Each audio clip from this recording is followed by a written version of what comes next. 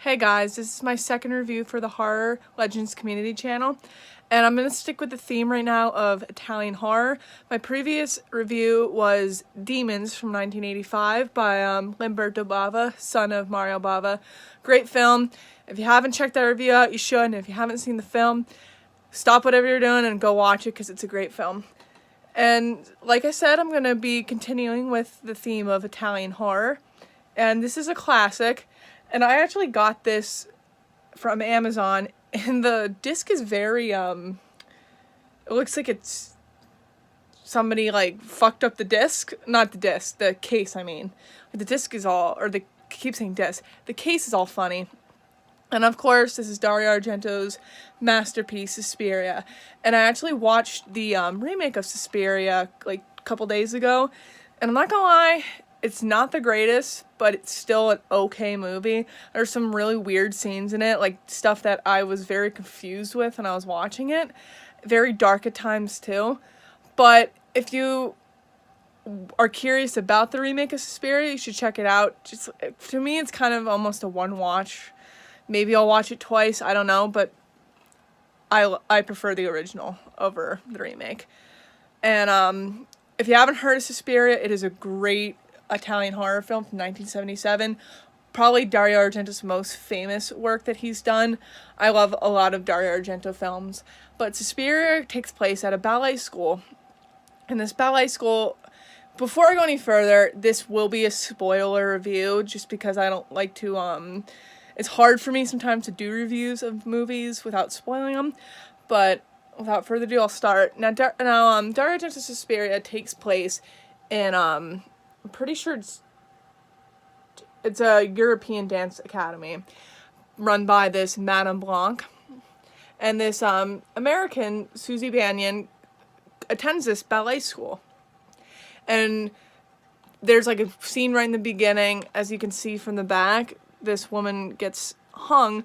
It's very, one of the greatest things about Suspiria is the cinematography in it, and how Dario Argento uses very bright colors in his films.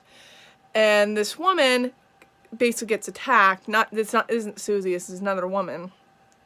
But then Susie eventually comes into the dance academy, and just weird shit happens, and it turns out these instructors are witches, and there's like a head witch that you don't really find out who it is until towards the end of the movie. But you follow the Susie character, strange things sort of happen to her, and then she kind of finds out what is going on. And there's this very great score in this film too by Goblin. And if you haven't heard Goblin, you should really check them out. They did a lot of Italian horror films. But personally, this isn't my favorite Dario Argento film per se, but it's still in my top 5 favorite Dario Argento films. But it's just hard for me to go, I want to spoil, but then I don't, because it's just a great film. And if you haven't seen this, you should really, really check it out, because it's just awesome. It's Italian horror at its best.